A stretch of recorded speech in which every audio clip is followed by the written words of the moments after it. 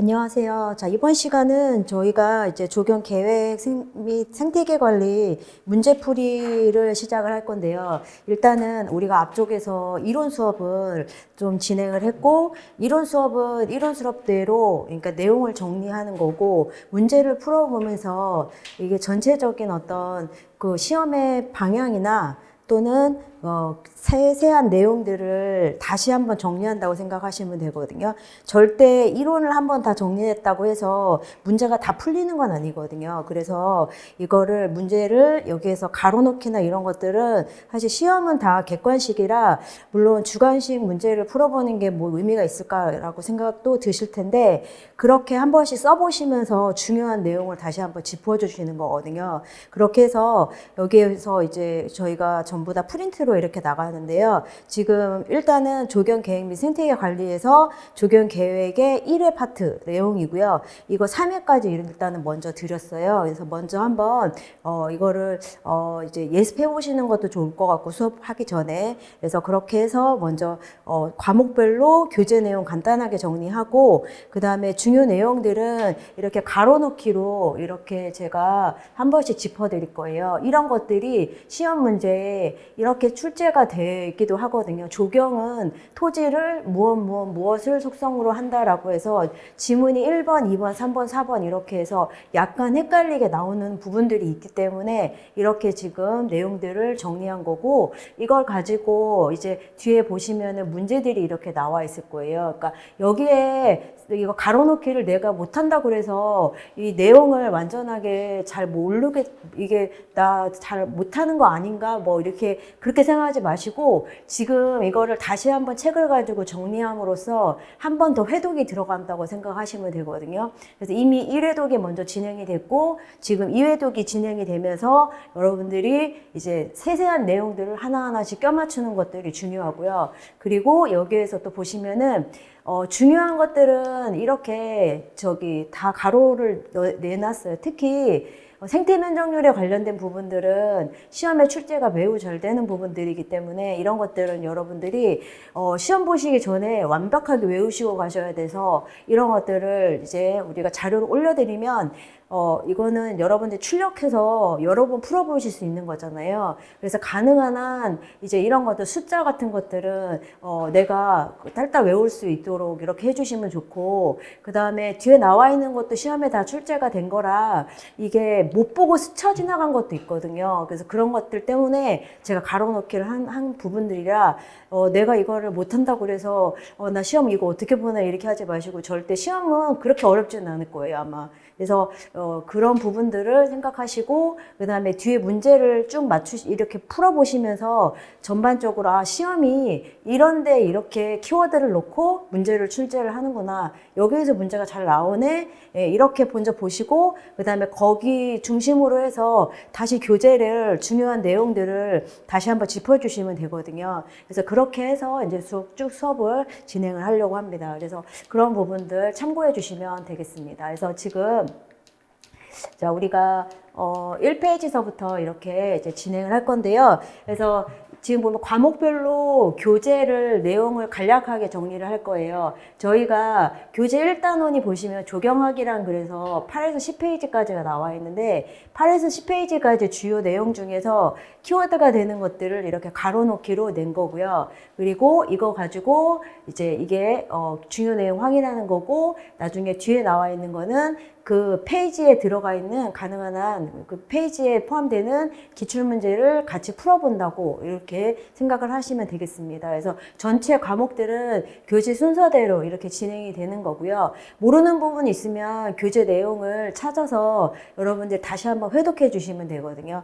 그러니까 지난번에 한번 빠르게 지나갔기 때문에 그러니까 요번에는 더 빠르게 눈에 한 번씩 더 머릿속에 스치면서 이렇게 암기한다고 생각을 하시면 되겠습니다. 자, 그래서 자, 교재 8페이지 8페이지서부터 10페이지까지가 저희가 조경이란 무엇인지에 대한 부분들인데요. 이 부분에서 중요한 내용들은 뭐냐면 조경이라는 게 법에서 정의하고 있는 내용 자체가 지금 우리 8페이지에 보시면 조경의 일반적인 정의다라고 보시면 되겠고, 그다음에 9페이지 같은 경우에는 옴스테드가 내린 정의, 뭐 이안 맥하그가 내린 정의, 그다음에 아슬라에서 미국 조경가 협회에서의 조경의 정의, 예, 그리고 법제적인 정의 이런 것들이 여러 가지가 있습니다. 그래서 그런 부분들을 다시 한 번씩 여러분들이 빠르게 한 번씩 정리하시고요. 그 다음에 이제 이 내용을 가지고 우리가 이렇게 문제를 풀어본다라고 생각을 하시면 되겠습니다. 그래서 여기에다가 설명하면서 제가 페이지를 같이 이렇게 짚어드릴 거거든요. 몇 페이지 어떤 내용들이 있다라는 거. 그래서 그런 부분들을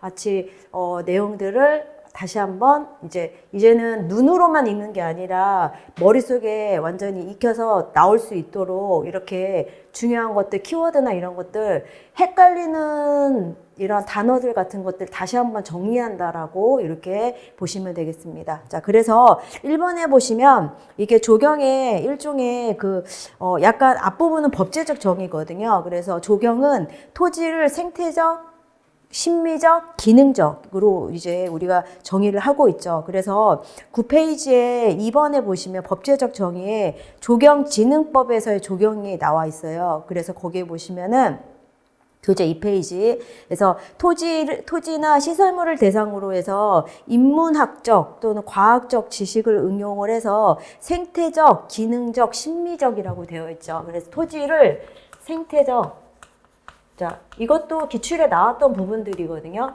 예, 심미적. 그러니까 요즘은 다 미적이라고 하지 않고요. 심미적이라고 이렇게 하고, 그 다음에 기능적.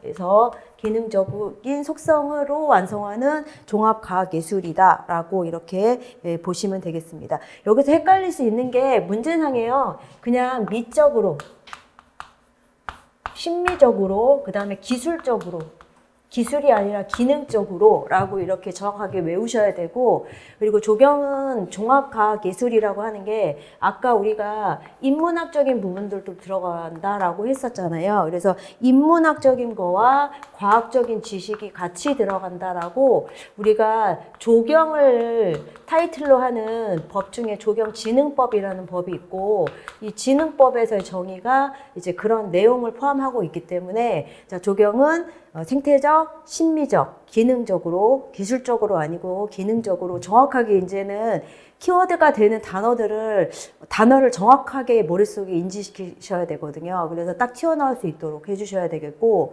그리고 장소성이 있는 토지 공간을 창출하는 5차원적인 토지 환경 예술이다라고 했습니다. 그래서 이 5차원적인 토지 환경 예술이라고 하는 부분들이 이제 교재 9페이지에 보시면 종합적 개념의 조경학 책에 보시면 정리가 되어 있는 사항들이거든요. 그래서 우리가 조경을 왜 5차원적인 토지 예술이라고 하냐면 공간적인 부분들, 그러니까 공간적인 부분들이라는 건 수평적인 거, 그 다음에 수직적인 거, 그 다음에 하늘 요소라든지 이런 것들이, 하늘이나 이런 것들이 천계면적인 요소,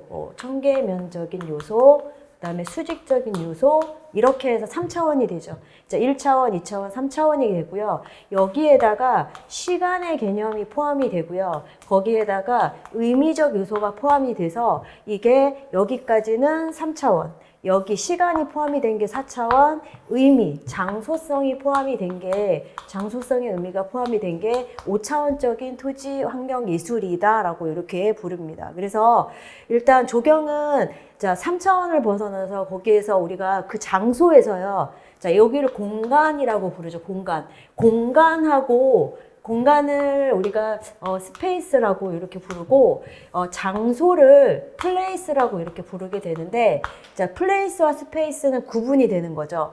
사람의 활동이나 이런 것들로 시간을 보내면서 얘가 장소성으로서 의미가 남기 때문에 항상 5차원적인 토지 환경 예술이다라는 부분들을 여기에서 잘 기억을 해주시면 되겠습니다. 그래서 이런 식으로 문제를 딱 풀어보시면서 여기에서 빠뜨린 키워드가 내가 그냥 우리가 그냥 훅 넘어갈 수 있는 부분들이거든요. 심리적, 기능적 이해가 가. 근데 시험 문제에서 기술적이라고 나오면 기술적이었나, 기능적이었나 헷갈릴 수도 있는 부분들이라 그런 것들을 지금 내용들을 이제 프린트로 풀어보고 문제 풀어오면서 좀 더 우리가 완벽하게 맞추는 거다라고 퍼즐 맞추듯이 내가 다지는 내용들을 좀 더 다진다라고 이렇게 생각을 해주시면 되겠습니다. 자, 그리고 이번에 보시면은 이번에 조경 분야에서 생태학적 사고, 그러니까 생태학적 사고라는 거는 조경 분야가 3개가 있다라고 했었잖아요. 그 3개가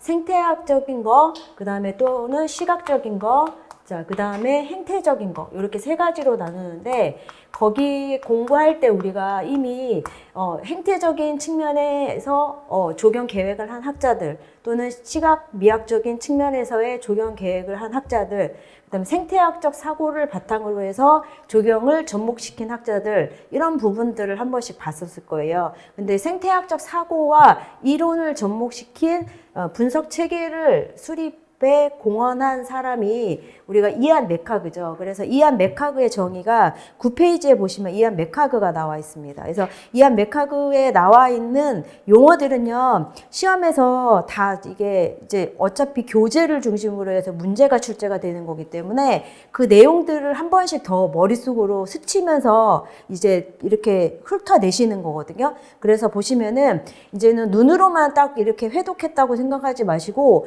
뇌로 다시 한번 이렇게 인지해서 내가 이게 딱 문제를 보면은 얘가 정확한 키워드가 뭐구나라는 것들을 알 수 있도록. 그래서 교재 9페이지에 보시면은 일단 1960년대에 디자인 위주의 네이처에서 조경 분야의 생태학적 사고와 이론을 접목시키는 분석 체계를 수립을 했다라고 나와 있고, 자, 이 사람의 접근 방법을 생태적 접근 방법이라고 한다라고 나와 있죠. 그리고 이런 다양한 생태적 정보를 이안 맥하그가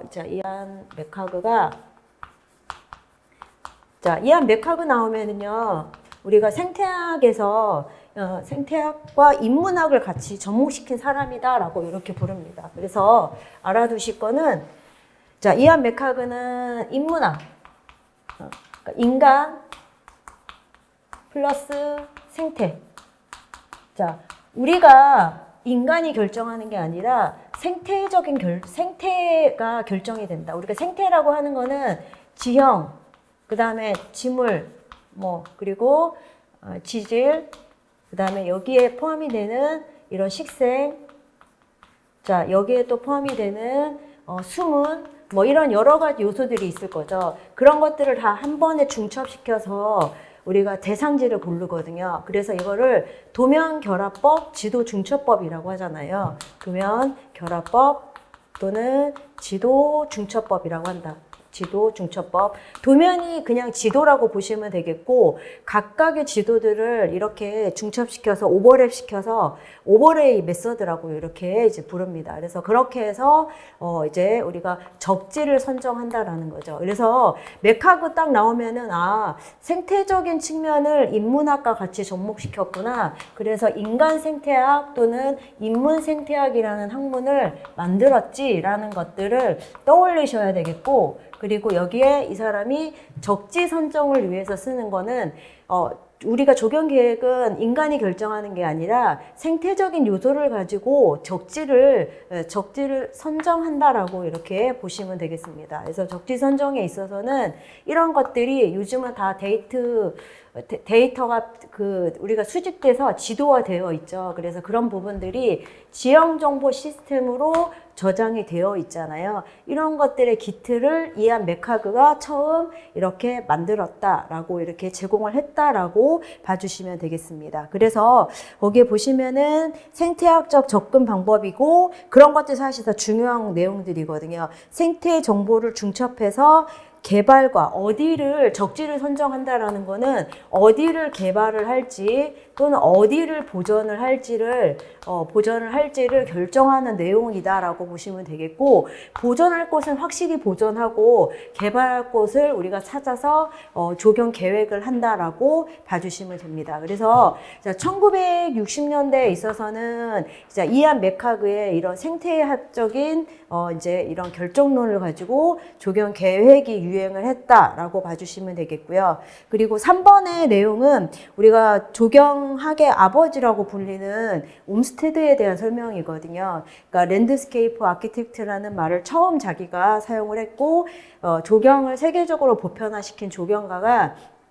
우리가 저기 옴스테드죠. 그래서 옴스테드 프레드릭 로우 옴스테드. 자, 옴스테드 하면은 위에 보시면은 1858년에 옴스테드가 한 내용이 있어요. 자연과 인간에게 조경을 봉사하는 분야이다라고 이렇게 설명했다라는 거죠. 그래서 조경가라는 용어를 처음 보편화시켰다. 그래서 옴스테드가 설계한 작품이 센트럴파크잖아요. 센트럴파크는 정확하게 설명을 하면 이제 옴스테드와 자, 영국의 건축가 보우가 같이 설계한 작품으로 그린스워드 안으로 설계 공모에서 당첨이 이게 여기에서 이 사람들이 1등으로 선정이 돼서 그린스워드 안을 바탕으로 해서 센트럴파크가 설계가 됐다라고 이렇게 이제 봐주시면 되겠습니다. 자, 그래서 그런 내용들을 이렇게 책으로 우리가 한 번씩 이렇게 훑어갈 거고요.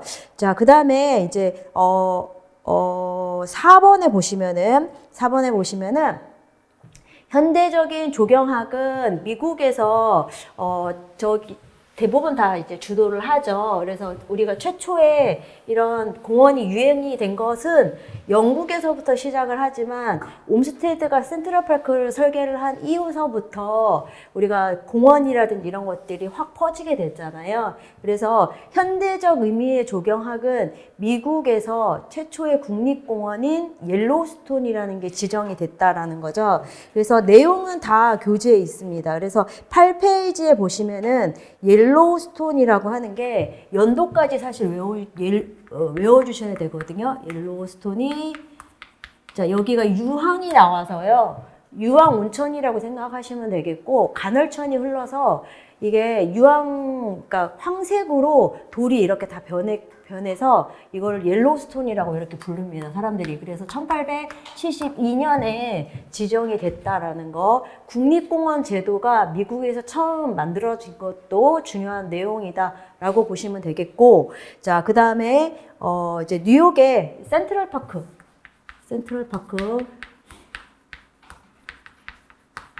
등의 설계 등에 촉발되어서 하버드 대학교에서 조경학과가 신설이 되면서 조경의 현대적인 의미의 조경학이 시작이 되었다라고 이렇게 알아주시면 되겠습니다. 그래서 여기에서 또 같이 기억을 해주실 거는 센트럴파크가 1858년에 이렇게 이제 설계가 되었다라는 부분들도 연도도 중요한 부분들이거든요. 그래서 이런 내용들은 다시 여기는 우리가 공원 중에서 자연공원법에 다시 나올 거고요. 자연공원법에 관련돼서 설명하면서 다시 한번 나올 거고, 자, 이거는 다시 조경사 부분에, 서양 조경사 마지막 부분에 나오는 내용들입니다. 그래서 그런 부분들이 같이 조경의 일반적인 내용들로 이렇게 나오니까 그런 부분들 참고해 주시면 되겠고, 자, 그 다음에 5번에 보시면은 고대의 도시계획. 우리가 조경이라고 하는 게 지금 우리가 앞에서 보시면은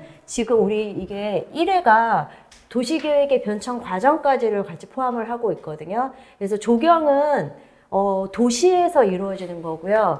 도시에서의 공원을 도시공원이라고 하고, 자, 그래서 도시공원은 도시공원 및 녹지 등에 관한 법에 따라서 우리가 만들어지고 이게 집행되잖아요. 그리고 도시가 아닌 지역의 공원을 자연공원이라고 하죠. 자연공원. 자, 그래서 일단은 도시에서의 공원이 중요하고 여기에서 도시공원이 조성이 될 때 도시계획 안에 들어가잖아요. 그렇기 때문에 도시계획과도 떨어뜨리면 안 되는 내용들이거든요. 그래서 일단은 조경사나 이런 부분들에 보거나 또는 조경화 처음 책에 보시면은 고대의 도시계획이라는 거가 우리가 그리스의 고대 그리스의 도시계획으로 최초의 도시계획가가 히포데이모스라는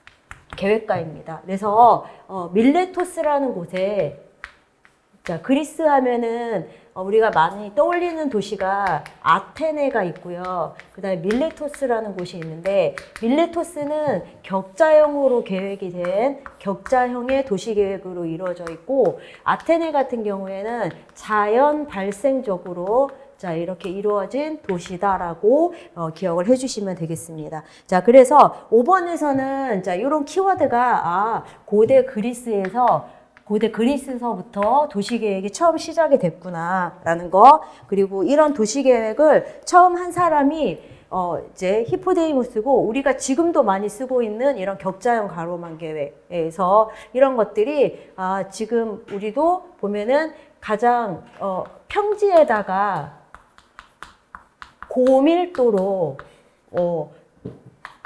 토지 이용 계획을 이렇게 할 수 있는 계획이 격자형 도시거든요. 장방형이라는 거는요, 직사각형 형태를 말합니다. 그래서 이런 부분들도 정확하게 이제 직사각형 형태의 장방형, 안 그러면 정방형이면 정사각형 형태라고 하겠죠.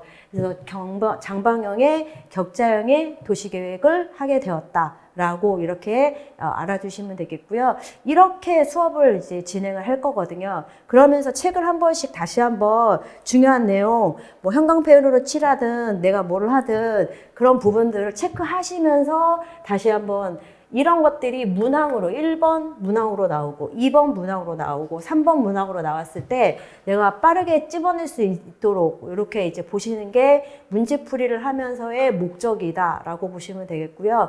절대 일반적인 과정, 우리가 일반 설명 앞에 했잖아요. 이거 하고 나서 나 한 번 다 훑었으니까 이 내용을 다시 한번 훑어봐야지 라는 것도 중요하지만, 문제도 풀어보는 게 상당히 중요하거든요. 문제를 풀어보고 지금 이런 식으로 하면서 좀 더 완벽하게 이게 맞춰지거든요. 그런 부분들로 이렇게 한 번씩 돌아가면은 여러분들이 문제풀이 끝나고 나면은요, 이게 벌써 한 2번, 3번 정도 회독한 거라고 보시면 되겠습니다. 그래서 그렇게 이제 같이 진행을 하도록 하겠습니다. 그래서 그런 부분들을 이렇게 체크해 두시고, 교재에도 보시면 이거 8페이지에 보시면 나와 있는 내용들이거든요. 그래서 교재 페이지도 같이 이렇게 이제 적어 드릴 테니까, 혹시 내가 놓친 부분이 있다라고 한다면 교재 페이지랑 같이 이렇게 보시면서 여러분들 다시 복습해 주시면 되겠습니다. 자, 그리고 다음 내용에 보시면은, 자, 이게 도시 우리가 계획과 관련이 되어 있다라고 했잖아요. 도시 계획과 관련되어 있는 내용 중에서 자, 11페이지에 보시면은 우리가 고대의 도시 계획하고 우리가 현대의 도시 계획은 크게 나눠서 소도시 아니면은 대도시론이다라고 이렇게 불렀죠. 그래서 소도시론에 해당이 되는 게 우리가 대표적인 그러니까 도시 계획가가 우리가 하워드의 전원도시론이잖아요. 하워드의 전원도시론은, 하워드라는 학자는요, 이론가라고 보시면 됩니다. 실제적으로 설계한 사람이 아니고요. 이론을, 가든시티라는 이론을 제시한 사람이다라는 부분들이고요. 그래서 시험에 중요한 부분들은, 전체적인 도시는 지금 대도시의 문제점이 나왔기 때문에 소도시론으로 가는 단계에 나와 있는 내용들이다라는 거. 대도시론을 주장한 사람은 건축가인 르꼬르 비지에만 대도시론이고요. 나머지는 하워드의 전원도시론을 중심으로 해서, 하워드의 이론을 중심으로 해서 페리의 근린주구 이론, 그 다음에 우리가 라드번 계획까지, 라드번 계획, 그 사이에 또 다른 뭐 지속 가능한 도시라든지 생태 도시라든지 이런 것들이 내용들이 나올 거거든요. 그래서 11페이지에 보시면 전원도시론에 대한 중요한 내용들이 나오고요. 12페이지 교재 보시면은 페리의 근린주구 이론도 여기에 나와 있는데요. 이것도 시험에 출제가 되게 잘 되는 부분들이거든요. 그래서 가로놓기를 저렇게 해보면서 여러분들이 그냥 중요한 내용들을 시험에 얘가 틀린 문항으로 나올 수 있거나 맞는 문항으로 이렇게 찾으라는 것과 나올 수 있구나라는 것들을 생각을 해주시면 되겠습니다. 그 다음에 중요한 게 라드머 시스템이다라는 부분들이죠. 그래서 거기 부분들을 이렇게 같이 한번 보고 그 다음에 뒤에 보시면은 대도시론자의 그러니까 14페이지에 보시면은 사실 아파트라는 거를 창시한 사람이 아파트가 사실 그렇잖아요. 가운데를 고밀도로 용적률을 높이면서 이 높이로 올라간 거를 평지 부분들을 공유해서 공원으로 쓰자라는 개념이 르꼬르비지의 개념들이거든요. 그런데 현대의 도시계획은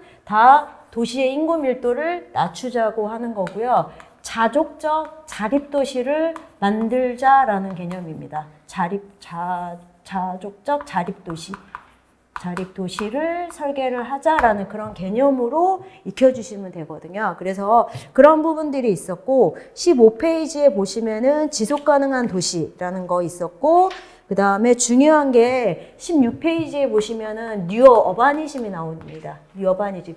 도시 이론 중에서 어바니즘 중에서 뉴 어바니즘도 시험에 출제가 잘 되는 부분들이거든요. 그래서 뒤에 보시면은 이런 각각의 도시론에 관련된 내용들을 쭉 설명을 할 거예요. 그래서 그런 부분들로 이렇게 이제 내용들 16페이지에 나와 있는 배경도 아셔야 되고요. 그 다음에 주요 이론도 같이 알아두셔야 됩니다. 주요 이론에 관련된 거. 자, 그 다음에 18페이지에 보시면은 일종의 현대 도시계획이 이렇게 진행이 되면서, 여기에서 보시면은 8번의 문제가 뉴 어바니즘에 관련된 문제이고요. 자, 그 다음에 공간의 생태 면적률에 관련된 거 시험에 엄청 잘 나오죠. 시험에 계속적으로 출제가 되는 게 생태 면적률에 관련된 개념들입니다. 그래서 그런 부분들 이제 이렇게 우리가 쭉 볼 거고 그 다음에 도시 재생 사업 성공 사례라고 해서 이거는 교재 18페이지서부터 18페이지, 19페이지에 보시면은 세계의 유명한 이제 성공 사례들이 나와 있고요. 그 다음에 국내 사례가 여기 나와 있습니다. 국내 사례는 페이지 20페이지에 보시면 나와 있거든요. 그래서 예전에 정수장이었는데 지금은 공원으로 바뀐 곳.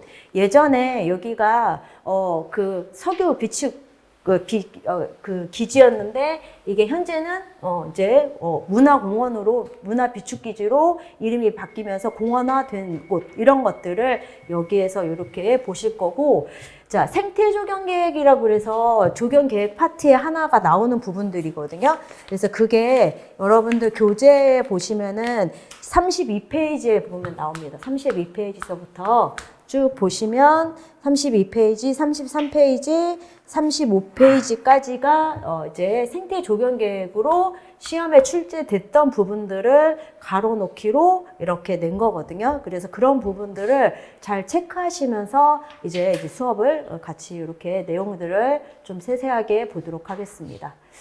자, 그래서 일단은 자, 전원도시론을 주장한 사람은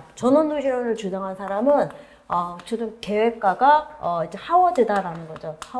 하워드는 그냥 이론만 제시했다라고 보시면 됩니다. 실제 설계를 옮긴 사람은요, 이걸 실제 설계를 한 건 아니고요. 이런 도시가 이상적인 도시다라는 것들을 제시했다라는 게 중요한 내용이고, 자, 그 다음에, 자, 요거는 지금 페이지 11페이지에 관련된 내용이에요. 자, 이거는 대도시 인구 분산을 위한 무슨 도시론이다? 소도시론이다. 라는 거. 자, 소도시론이고, 이 소도시는요, 중요한 건 뭐냐면은, 베드타운의 역할이 아니라 그냥 잠만 자고 다시 대도시로 출근하는 게 아니라, 여기서는 자족적 자립도시다라는 게 중요한 거죠. 자족적 자립도시.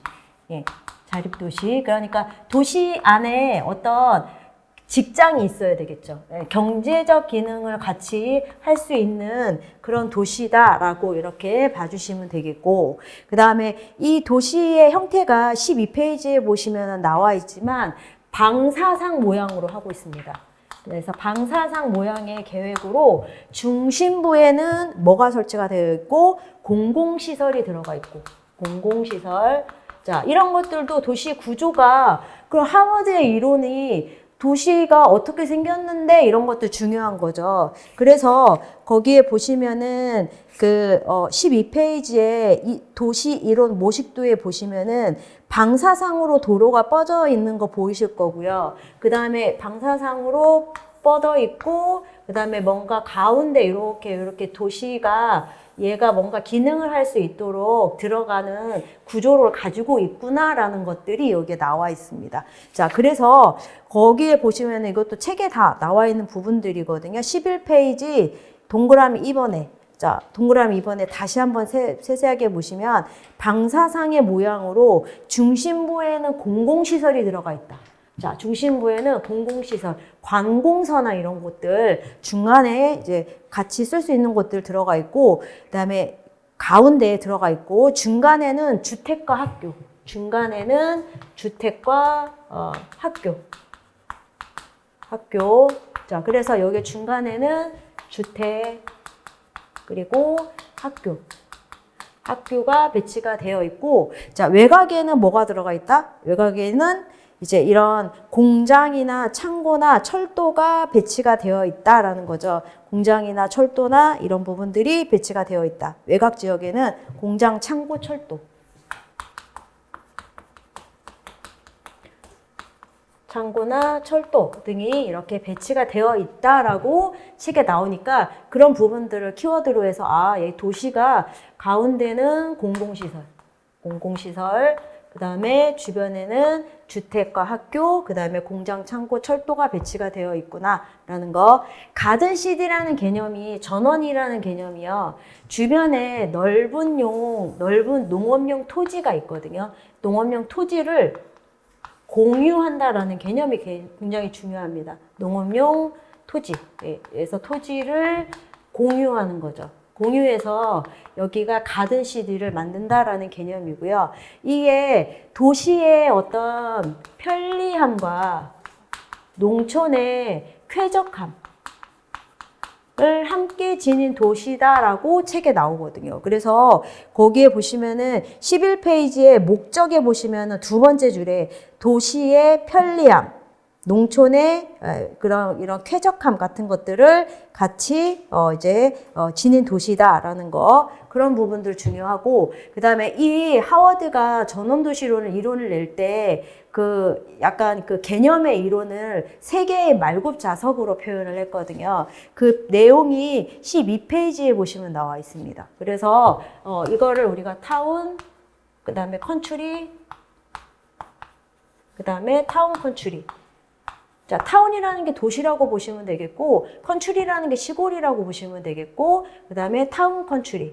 요거의 개념들을 같이 있는 것이다 라는 거죠. 그래서 이런 이론을 처음 설계에 적용한 게 레치워드입니다. 그래서 1903년에 레치워스 또는 레치워드고, 자, 이때는 약간 실패했는데 분양이 잘 안 됐거든요. 근데 성공한 케이스가 웰린이라고 이렇게 봐주시면 됩니다. 그리고 모든 도시로는 이렇게 딱 나오게 되면은요, 그거에 대한 영향이 되게 중요하거든요.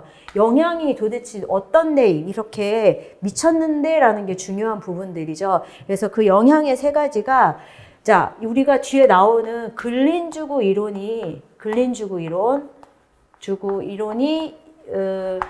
주구 이론에 영향을 주었다라는 거. 왜냐면 얘의 근린주구 이론 모양이 비슷해요. 공공시설, 그 다음에 주변에 학교 배치된 거랑 이런 것들이 비슷하고요. 그 다음에 주변에 농업용 토지는, 자, 농업용 토지가 이렇게 있는데요.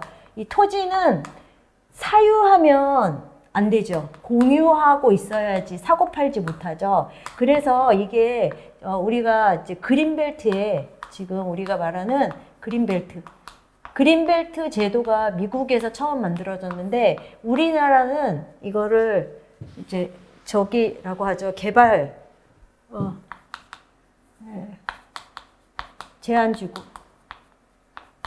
제한지구라고 이렇게 부르는데, 자, 그런 그린벨트 제도에 또 영향을 주게 됩니다. 그래서 자, 그린벨트 제도에 영향을 주었다라는 거. 그리고 또 하나는 신도시, 뉴타운 개발을 이런 식으로 한다라는 모델이 됐다라고 보시면 됩니다. 그래서 신도시 개발, 뉴타운 개발의 기틀을 마련을 했다라고 이렇게 정리를 해주시면 되겠습니다. 그래서 책에 나오는 키워드가 이렇게 나올 수 있으니 자, 이런 부분들을 방사상 모양으로 중심부에 공공시설, 그 다음에 여기 주변에는 주택과 학교, 외곽 지역에는 공장과 철도. 왜냐하면 아까 공장이 있어야지 여기에서 사람들이 일을 하고 다시 집으로 가고 하잖아요. 그게 자족적 자립도시잖아요. 그래서 그런 부분들을 연계해서 중요한 내용들을 이렇게 끼워 맞춰서 여러분들이 외워두시는 거거든요. 다시 한번. 그게 이제 이회독이 들어갔다라고 생각을 하시면 됩니다. 여러분들이.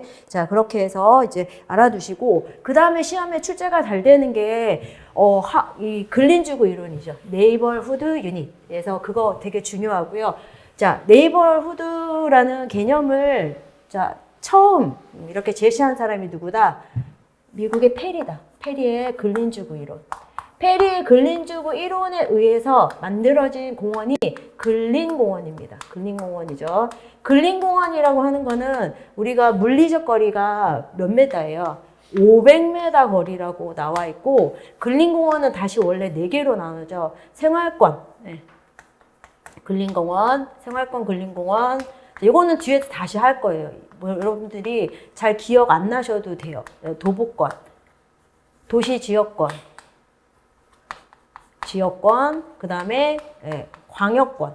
자, 이렇게 나눠지게 되는데, 생활권 근린공원이 500m 거리를 가지고 근린공원이 만들어지거든요. 근데 그 500m의 물리적 거리가 여기에서 나왔다라고 생각을 해주시면 됩니다. 그래서 일단은 근린공원은 하면 딱 우리가 도시공원 및 녹지 등에 관한 법, 도시공원 및 녹지 등에 관한 법에 따라서 자, 나중에 법은 다시 또 엄청 많이 할 거예요.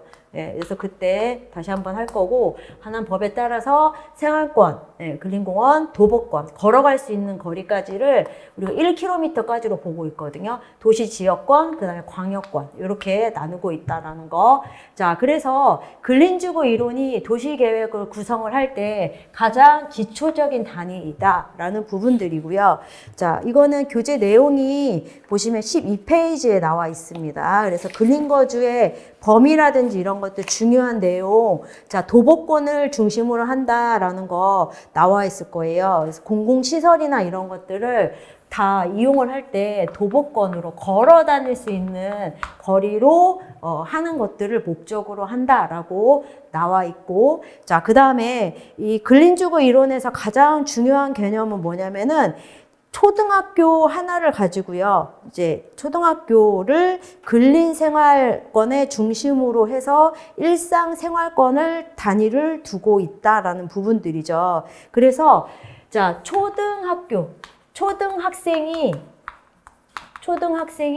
큰 도로를 건너지 않고 학교도 가고 상점도 가고 공원도 가고, 자, 요런 개념이거든요. 이게 문제가 왜 이게 근린주거 이론이 나오게 됐냐면, 이때 당시에 도로 체계가 뭐 마차나 자동차나 사람들이 뒤죽박죽 엉켜져 있으니 주거 환경 자체가 안전하지 못하잖아요. 자동차가 우리 집으로 막 돌진하거나 할 수도 있고, 뭐 우리가 사고가 많이 날 수도 있고, 그렇기 때문에 여기서 중요한 부분들이 물리적으로 그러면 어떻게 설계를 한 건지가 중요한 부분들이거든요. 그래서 내부 가로 체계는 통과교통은 아예 들어오지 못하게 했다. 공공시설의 배치는 중앙에 했다. 상가는 어떻게 어디에 두었고 오픈 스페이스는 몇 프로를 두었다라는 게 사실 중요한 거죠. 그래서 그런 부분들을 여기에서 잘 익혀두시면 되고, 시험에 출제도 엄청 잘 되는 부분들이다라고 보시면 됩니다. 그래서 초등학교라는 학교를 중심으로 해서 그러니까 이제 이거를 설계한 개념이거든요. 그래서 초등학교 학생들의 어떤 우리가 보면은 이거의 개념이요. 또 뭐로 연결이 되냐면은 어린이 공원이라는 것도 연계가 되거든요. 자, 우리가 공원을 하나 설계를 하게 되면은 아이들이 나와서 놀죠. 그러면은 아이들을 지켜보기 위해서 어른들이 나와 놀잖아, 이렇게 있잖아요. 그러면 어른들끼리 서로 이야기를 트게 되죠. 그걸 우리가 사회적인 교류라고 합니다. 사회적 교류. 그래서 조경에서는 이런 물리적인 것들도, 물리적인 밀도라는 것 자체도 중요하지만 사회적 교류에 의한 사회적 밀도도 되게 중요하거든요. 자, 물리적인 밀도라는 거는 정확하게 이제 뭐다? 면적당, 자, 단위 면적당 개체수. 면적. 그러니까 전체 토지에 대한 인구수. 인구수가 물리적인 밀도라고 한다면 사회적 교류라는 거는 서로 간의 커뮤니케이션이라고 보시면 됩니다. 그것을 사회적 밀도라고 하는데 사실 도시는 물리적인 밀도는 높죠. 사람들은 많이 살고 있으나 서로 간의 교류가 거의 없잖아요. 사회적 밀도가 낮다라는 측면이고요. 그런 측면에서 만들어지는 게 공원이다라고 이렇게 생각을 해주시면 됩니다. 자, 그래서 자 여기에서 어떤 측면이다? 네, 사회적 측면의 밀도를 고려했다. 사회적 측면의 밀도를 고려했고, 자, 어떤 규모에서, 자, 중요한 게 초등학교, 인구 규모에서 설계를 했다라는 부분들이죠. 자, 그래서 그런 내용들이 이제 우리 12페이지에 보시면 다 나와 있습니다. 그래서 근린주구에서는 무엇을 추구한다? 자, 우리가 사는 집 주변에요. 상점도 있어야 되겠죠. 편리하고 그 다음에 학교도 가까운 게 좋고 그 다음에 관공서도 가까운 게 좋아요. 그러면 편리하고 그 다음에 이 공원도 가까운 게 좋겠죠. 공원도 같이 있는 게. 그래서 공원이 있음으로 해서 쾌적함을 누리는 거죠. 네, 그리고 주민들 간의 사회적 교류. 자, 사회적인 교류를 도모한다라는 게 중요한 개념이라고 보시면 됩니다. 사회적 밀도 측면이다. 사회적 교류를 도모한다. 서로 간의 대화, 커뮤니케이션, 모임과 집회 뭐 이런 것들을 하면서 서로 간의 안면을 트고 이야기를 나누고 하는 것들이 중요한 것들이라는 거가 근린주구에서의 중요한 사항들이다. 그러면은 이게 도시를 어떻게 설계하냐에 따라서 달라지겠죠. 그래서 근린주구는 약 몇 헥타르다라고 나와 있냐면 65헥타르고 자, 인구는 5,000명에서 6,000명 정도를 기준으로 한다라고 나와 있습니다. 이런 것들이 시험 문제에 다 출제가 되는 부분들이거든요. 그래서 거기 교재에 보시면은 우리가 12페이지에 거기 21년에 국가직이라고 나와 있는데 그것 말고도 더 많이 시험에 출제가 되었었어요. 그래서 그런 부분들 기억을 해주시고 물리적인 크기가 얼마다라는 거죠. 아까 자, 우리가 생활권 근린공원이 500m, 그러니까 얘가 반경을 약 400m 정도를 기준으로 하고 있다라는 부분들이에요. 그래서 물리적인 크기 반경이 거기에서는 몇 메다? 4분의 1마일, 4분의 1마일에서 400m를 기준으로 하고 있는데 현재 근린공원, 생활권 근린공원인 500m를 기준으로 이렇게 연결해서 외워두시면 되겠고 그 다음에 내부 가로치기는 자, 순환교통은 자, 간선도로를 말하거든요. 예, 순환교통은 촉진한다라고 되어 있고요. 순환교통은 촉진. 자, 이거는 우리가 신호체계, 신호등 딱 켜지면 신호등에서 이게 켜지면은 사람 건너가고 차 다니고 하는 것들 있잖아요. 그러니까 그런 신호체계에 의해서 걸러지는 간선도로 같은 경우에는 이제 순환 교통은 촉진한다라고 하고요. 그 다음에 주거 지역 안으로 들어오는 주거 지역이 이렇게 있고 주변에 간선도로가 나 있다라고 보시면 됩니다. 간선도로, 주거지역, 간선도로 딱 이렇게 연결이 되어 있고 여기가 페리의 근린주구 이론에 의한 주거지역이다라고 한다면 여기에서 관통하는 교통은 완전히 배제시킨다. 관통하지 못하도록 한다라는 거죠. 자, 도로가 관통하지 못하도록 한다라는 거. 그래서 통과교통은 완전히 배제시킨다라는 게 문제 키워드로 들어가야 되거든요. 통과교통은 완전히 배제. 그래서 통과교통을 배제하려면 도로 설계가 잘 되어 있어야 되겠죠. 그 도로 설계가 쿨데삭으로 설계가 돼야 됩니다. 쿨데삭. 자, 쿨대싹이 막다른 도로.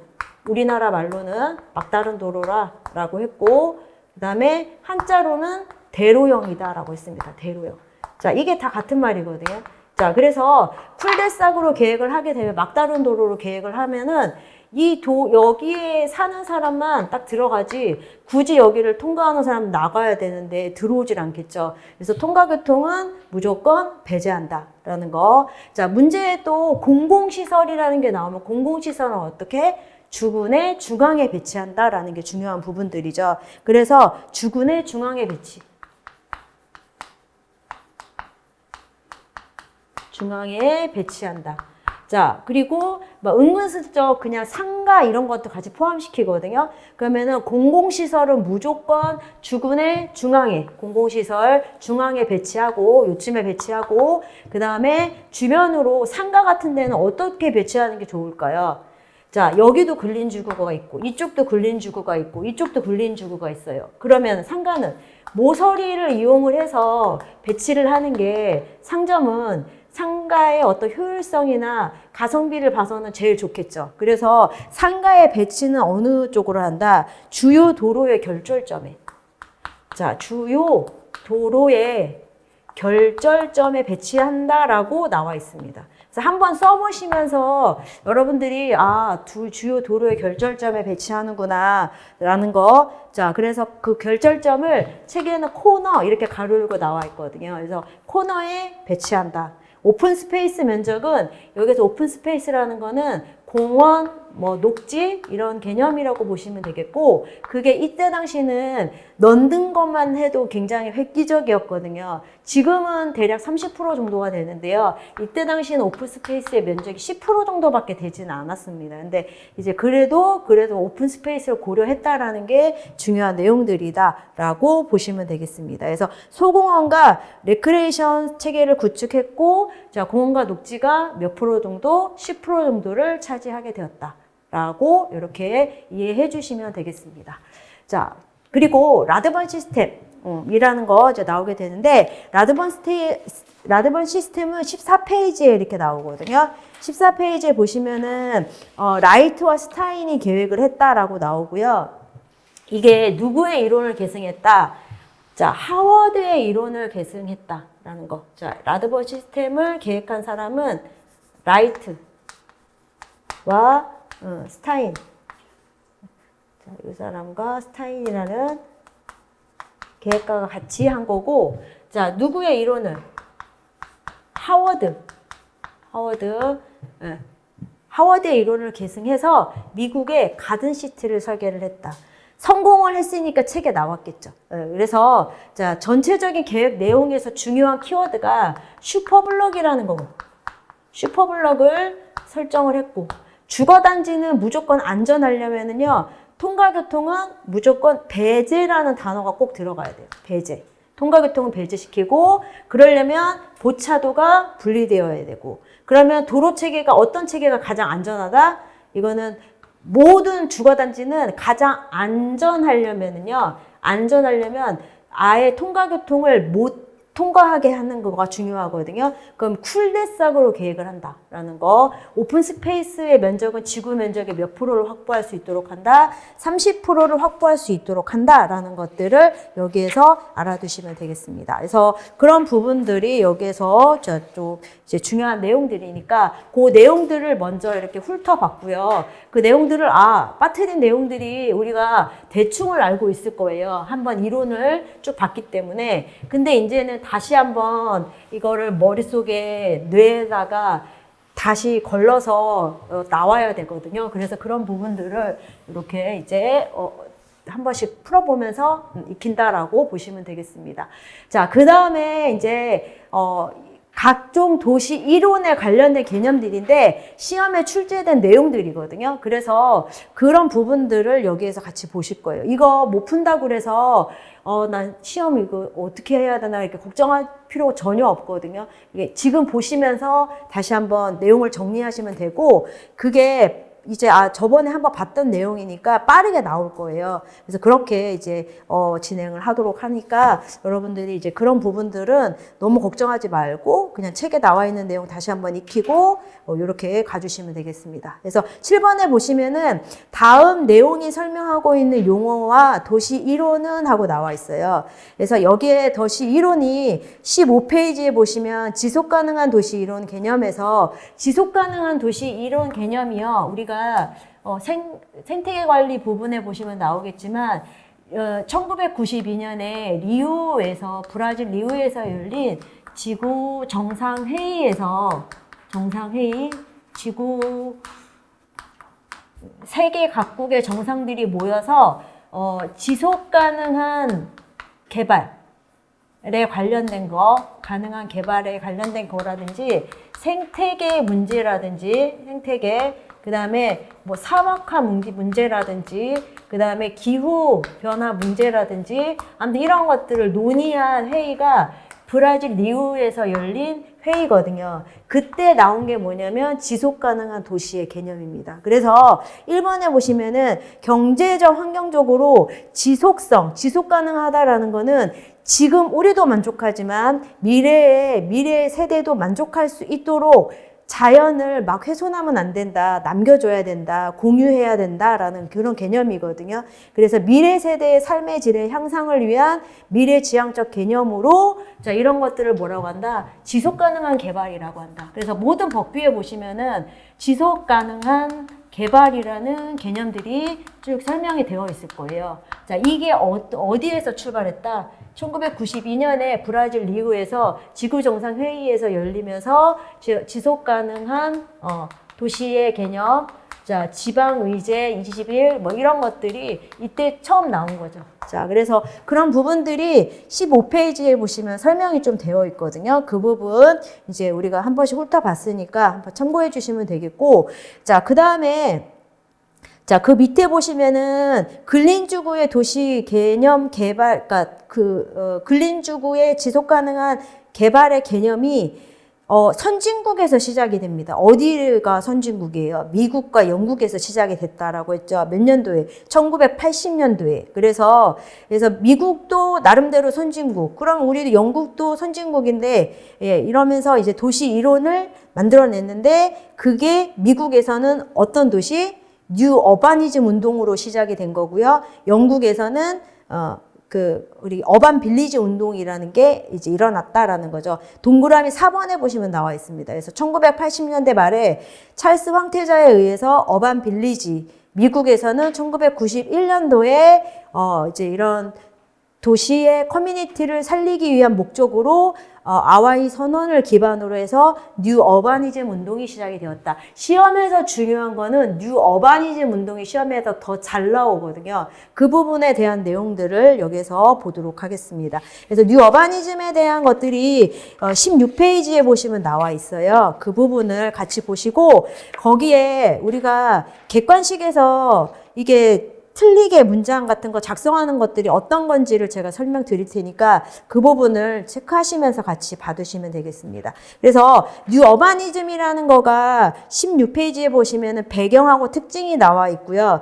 그 다음에 주요 원리가 나와 있죠. 그러면은 일단 공부를 하실 때 중요한 건 뭐냐면 그러면 뉴 어바니즘의 개념이 뭔데? 뉴 어바니즘 새로운 도시, 예, 이거는 어디에서 출발한 거다?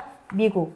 자, 영국에서는 어반 빌리지라는 개념으로 이게 그 지속 가능한 도시가 이제 이렇게 우리는 이런 구호로 이렇게 나오게 됐는데 이게 더 많은 영향을 주게 되거든요. 다른 이제 나라에. 그래서 뉴 어바니즘에 대한 부분들을 자, 여기에서 좀 자세하게 보실 거고, 이거에 대한 부분들이 이론적인 개념이 있을 거 아니에요. 그러면 이론만 중요한 게 아니죠. 그럼 현실적으로는 어떻게 설계할 건데, 설계의 어떤 물리적인 형태, 이런 것들을, 같이 껴 맞추셔야 되거든요. 자, 이론이라는 게 여기 나와 있어요. 도시가 무분별하게 확산하다 보니 도시에 문제가 생겼다. 그 문제가 생태계가 파괴되고 공동체 의식이 약화됐다. 공동체 의식이 약화됐다라는 건 어떤 의미예요? 서로 커뮤니케이션이 잘 안 된다. 사회적 교류가 낮아진다라는 뜻이죠. 그리고 보행 환경이 악화되었다. 왜냐면 사람들이 직장하고 주거지역하고 거리가 멀기 때문에요. 네, 뭐를 타고 다녀요? 다 차를 타고 다닌다라는 거죠. 보행 환경이 이제 악화됐다라는 거. 그리고 이때 미국에서는 인종 문제, 인종 간의 소득 격차가 굉장히 많았어요. 그래서 이런 도시 문제를 극복하기 위한 책에 그대로 나와 있는 내용이에요. 대안으로 1980년도에 미국과 캐나다에서 시작된 도시 이념이다라고 설명이 되어 있죠. 그래서 도시 이념인데 이 도시 이념의 특징이 자, 타운센터, 도시의 가운데는 타운센터는 자, 여기에서 이게 무슨 이론이다? 뉴어바니즘. 자, 가운데는 어떻게? 고밀도로 이용을 하고 고밀로 이용을 하고 외곽으로 가면서 점차 점이라는 트렌즈 개발을 지향하고 있다라는 개념입니다. 그게 제일 중요한 개념이에요. 자, 그래서 요즘의 도시계획은 다 압축도시의 개념이다라고 했어요. 압축도시. 압축도시라는 거가 뭔지 아시죠? 자, 컴팩트하게 쓰자라는 거죠. 우리나라도. 지금처럼 평면적으로 넓게 쓰지 마시고, 자, 여기는 상업지역. 자, 여기는 문화시설. 자, 여기 뭐 주거지역. 이런 식으로 해서 밑에는 주차장. 뭐 이런 식으로 해서 아주 도시 중심부는 고밀로 이용을 하고요. 도시 중심부는 고밀로 빌딩 같은 거 세우고, 자, 여기에서 복합용으로 쓰고, 자, 바깥으로 갈수록 점이라 하자라는 개념입니다. 점이라. 자, 도시 중심부는 어떻게? 고밀화하고. 자, 그래서 문제에 보시면은 중심 고밀 나와 있어야 되고요. 외곽, 엣지. 자, 점일은 엣지 부분, 외곽은 점일로 이렇게 가야 하는 트렌즈 개발을 지향하고 있다라고 이렇게 나와야 되거든요. 이게 시험 문제에 제일 잘 나옵니다. 어바니즘에서는. 그래서 그런 부분들을 여기에서 이제 같이 봐두시는 거고요. 그 다음에 책에 보시면은 중요한 것 중에 주요 이론에 보행 중심의 공간이다라는 거 알아두셔야 되겠죠. 친환경적인 보행 도로를 건설한다라는 거, 보도와 차도 보행 공간의 연결성을 확보한다라는 부분들. 거기서 중요한 게 뭐냐면은 여기에서 도로 체계가 격자형의 도시다라는 거죠. 격자형의 도로 계획을 이렇게 형성한다. 격자형 네트워크를 형성한다라는 게 중요한 개념입니다. 그리고 복합적이고 다양한 토지의 이용, 압축 도시를 지향한다라는 게 자, 16페이지 하단에 보시면 나와 있고 다양한 기능, 다양한 기능, 형태나 주거단지의 조성 이런 부분들 그리고 5번에 보시면 지역 공동체를 위한 거점 공간을 마련한다라는 것들이 중요한 내용들이다라고 이렇게 봐주시면 되겠습니다. 자, 그래서 뉴 어바니즘에 있어서는 자 중심은 어떻게?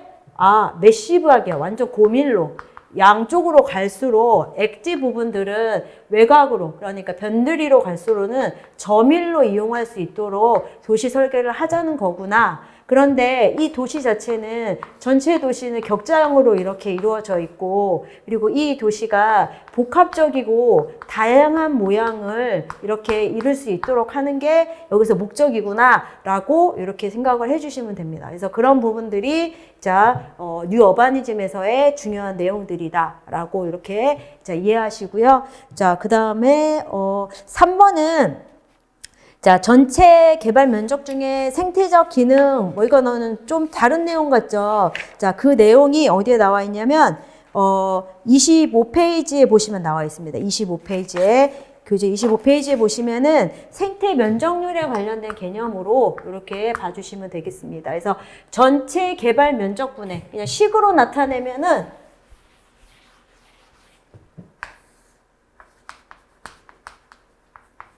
자, 전체 개발 면적분에 자, 생태적 자연순환이 있는 거. 자, 생태적 이제 머릿속에 딱 넣어주셔야 되겠죠. 자연순환 기능. 순환 기능이 있는 거를 가지고 우리가 뭐라고 부른다? 생태 면적률이라고 부른다. 자, 그래서 그거에 관련된 그 지표를 뭐라고 한다? 생태 면적률이라고 부른다. 생태 면적률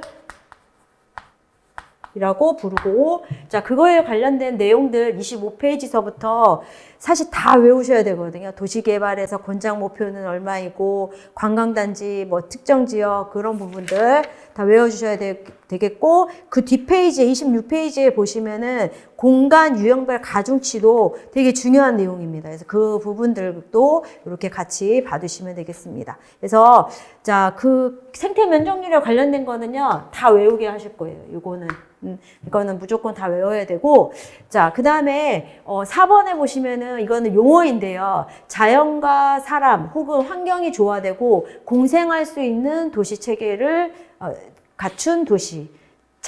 생태계의 순환성. 자, 그리고 다양성, 안전성, 자립성. 자, 이게 생태계가 가지고 있는 4가지 원칙이다라고 보시면, 4가지 성질이다라고 보시면 되거든요. 그게 안순자다. 안순자다. 안전성. 자, 안전성, 순환되고, 생태계는 순환되고, 그 다음에 생태계는 자립돼. 서로 이게 얘가 뭔가 다른 곳에서 이게 뭐 지원받고 이런 게 아니라 그 자립형, 도시 자체에서 태양에너지 뭐 이런 것들, 뭐 폐기물 같은 것들 재활용해서 쓰거나 하는 이런 자립도시, 그 다음에 뭐 다양성, 이런 것들. 그래서 안순자다가 생태계가 가지고 있는 특성이거든요. 이걸 가지고 도시에다가 그대로 이제 입힌 게 생태도시에 관련된 개념입니다. 생태도시다라고 보시면 되겠죠. 생태도시. 자, 그리고 5번에 보시면은 사전적 의미로서 환경의 미적 가치, 안락함, 즐거움 등의 총괄적 매력으로 국내에서는 쾌적성 또는 다시 가고 싶은 곳이라는 곳으로 해석하고 있다라는 게 어메니티의 개념입니다. 어메니티. 시험에 출제가 되었던 부분들이죠. 그래서 자, 어메니티에 대한 것들도 교재에 보시면은 나와 있어요. 그래서 그 부분도 자, 교재에 설명이 되어 있어서 그것도 같이 이렇게 봐주시면 좋으실 것 같아요. 그래서 자, 그게 어디에 나와 있냐면 자, 23페이지에 보시면 나와 있어요. 어메니티에 대한 개념. 자, 요거 부분 다시 한번 체크해 주시면 되겠습니다. 자, 그 다음에 이제 6번하고 거기 가로넣기까지만 일단 하고 잠깐 쉴게요. 보시면은 6번에 자연 생태계와 가치 등을 보존하고 인류에게 이익을 제공하는 녹지 공간에 연결된 네트워크. 자, 그래서 숲이나 습지, 뭐, 그 다음에, 생물 서식지, 그린웨이, 녹도라고 하거든요. 미국에서 나온 개념이라 그린웨이, 공원, 농장, 산림 등이 상호 연결된 것을 우리가 뭐라고 한다? 이거를 그린 인프라라고 한다. 그린 인프라. 그린 인프라가 그레이 인프라와 반대되는 개념이죠. 그래서 24페이지에 보시면 나와 있습니다. 페이지 24페이지. 이거는 조경학 책에 설명이 되어 있으니까 이거는 용어를 그대로 외우셔야 되거든요. 그래서 자연의 가치와 기능을 보존하고 인류에게 이익을 제공하는 녹지 공간이 상호 네트워크라는 게 망으로 연결됐다라는 거죠. 그물로 연결된 거. 그래서 이거는 뭐와 반대의 말이에요? 그레이 인프라. 우리가 그레이 인프라스트럭처와 반대되는 개념이죠. 그린 인프라는. 그래서 예전에는 도로, 철도, 콘크리트 이런 것들 얘네들이 막 연결돼 있고 이런 것들을 우선적으로 했지만 이제는 그린 인프라라는 개념으로 간다라는 뜻이고요. 미국에서는 그린 인프라가 밑에 나와 있는 LID 설계를 대신하기도 합니다. 그래서 이거는 자, 7번에 보시면은 도시화로 발생되는 문제들, 즉 빗물을 직접 유출하지 않고 땅 속으로 바로 침투시키고 오염물질, 여기서 말하는 건 비점 오염물질,